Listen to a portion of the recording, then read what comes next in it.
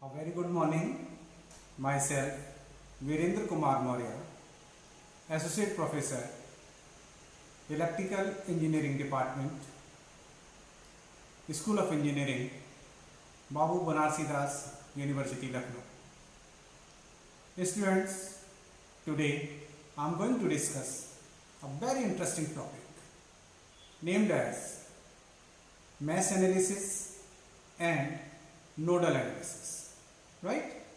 These analyses are used for the calculation of branch currents in DC networks. I am going to discuss these analyses one by one. Now see the first, that one is the mesh analysis, then after nodal analysis. Now see the board.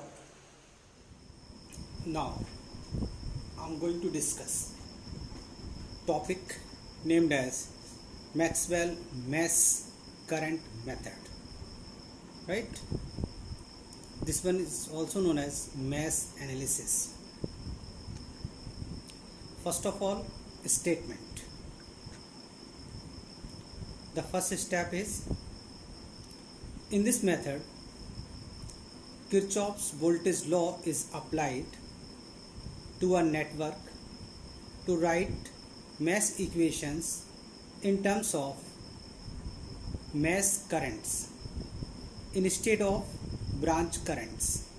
Right? It's very interesting. KVL equation in terms of mesh currents. I1, I2 and I3 are the branch currents. See the circuit diagram here. I1, I2 and I3 are shown. These are known as the branch currents. Now see I dash and I double dash. These are known as the mesh current. I dash and I double dash. Now the step second. Each mesh is assigned a separate mesh current. Right? For the mesh number 1, there is a current known as I dash. In the second mesh, current is I double dash. Step third, this mesh current is assumed to flow clockwise around the perimeter of the mesh without splitting at a junction into the branch currents. Right? It is the perimeter current. These are the 3 steps of the statement. Now,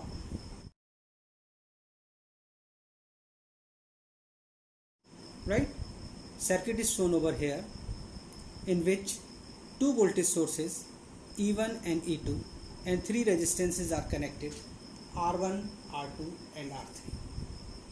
I1 is the mesh current, I2 is the mesh current. See, in mesh A, B, D, A, see it very carefully. We are going to discuss about the mesh A, B, D, A. This one is the closed mesh, right? Okay. See, I1 into R1. This one is a drop in this resistor, right? So it is negative. It should be written as minus I1 R1. Now come in this branch. Current I1 is flowing in this direction, but I2 opposes it, right? That's why here the current is I1 minus I2, I1 minus I2 into R3, right? So this is the drop, so it is negative. Plus E1. Now this loop is complete. Now this mesh is complete, right? What is the equation? Minus I1 R1 minus I1 minus I2 into R3 plus E1 is equal to 0. After the resolving, it become I1 in bracket R1 plus R3 minus I2 into R3 equal to E1. It's our first equation. right? This is the equation for the mass A, B, D, A. Now I am going to take another mass, that is B, that is B, C, D, B, right? B, C, D, B. This one is the mass. See, I2 into R2, so it is minus I2 R2 minus E2 and I2 minus I1 into R3 minus I2 minus I1 into R3 equal to 0, right? If the direction of the voltage source is from positive to negative, so it is negative. In the case first, it is negative to positive, so it is positive, right? So the equation in the case of mass, closed mass BCDB, right? Minus I2 R2 minus E2 minus I2 minus I1 into R3 equal to 0. After the solving, it become minus I1 R3 plus R2 R3. I2 is equal to the minus E2, right? Okay, these are the two equations.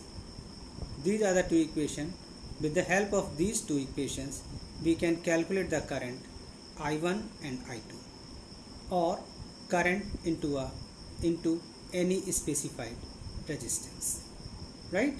Now see the example based on mass analysis.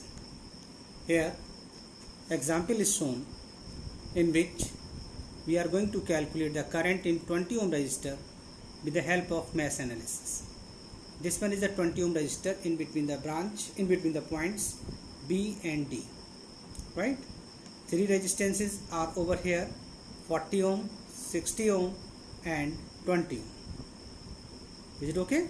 And voltage sources are 120 volt and 65 volt. Okay, see the circuit with mass currents. Yes, I1 is the mass current in this loop, in this mass, or I2 is the mass current in this mass, right? It may be loop. Okay, now see the mass A, B, D, A. What will happen? It is minus 40 I1, okay, I1 minus I2 into 20 with negative sign, plus 120 is equal to 0, right? We can solve it. That is 60 I1 minus 20 I2 equal to 120. It's our equation number 1. And in the mass B, C, D, B, right? In the mass B, C, D, B, what will happen? Minus 60 I2, yes, good, minus 60 I2, minus 65, and in this branch I2 is in this direction, upward direction, and I1 is in downward direction. So the current is I2 minus I1 into 20. It is drop, so it is negative, minus 20, I2 minus I1 is equal to 0, right? Yes, with this equation we can calculate, that is 20 I1 plus 80 I2 is equal to minus 65. These are the two equations, right? Equation which are shown with the bold. These are the two equations by which we can calculate I1 and I2. See, after the solving with the help of calculator, because the calculator is permitted in your examination, yes, or you can solve with the elimination method or any other. So the current is I1 is 1.886 ampere and I2 is equal to, with negative sign, 0.341 ampere, right? but our task is to calculate the current in 20 ohm resistor, that is I1 minus I2. Why it is so? Because I1 is flowing in up to down and I2 is flowing from down to up. So the resultant current in 20 ohm resistor is I1 minus I2. Yes, it is 1.886 and minus become positive. So it is positive 0.341 and finally it is 2.227 ampere. Right? So the current flowing through the 20 ohm resistor is 2.227 ampere. It is calculated with the help of mesh analysis. So this is all about the mesh analysis. Now we come on the next point, that is nodal analysis.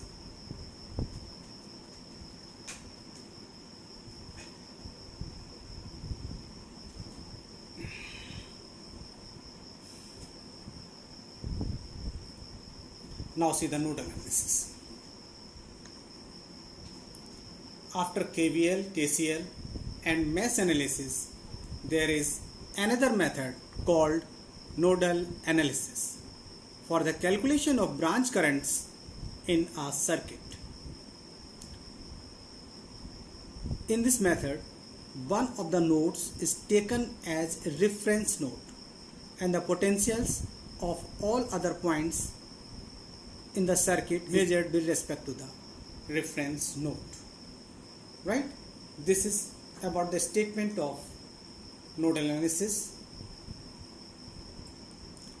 Okay, this is the another method for the calculation of branch currents after mesh analysis, and this method is known as nodal analysis. Now see the explanation.